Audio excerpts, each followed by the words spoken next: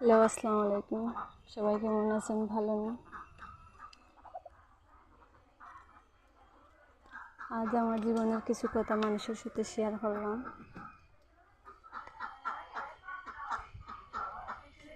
মানুষের জীবনটাই বড় কষ্ট। সবাই শুধু স্বার্থের পিছিয়ে ঘুরে। যত সময় মানুষকে দিতে পারবেন তত সময় মানুষ ভালো দিতে পারতেন না, মানুষ ভালো না। আগে আমার ছিল, এখন আমার নেই,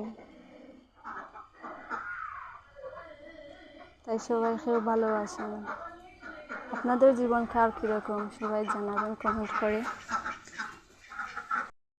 জীবনটাই এরকম, ভাই হোক বান্ধব হোক সবাইকে দিতে পারলেই ভালো, না দিতে পারলে কেউই ভালো না।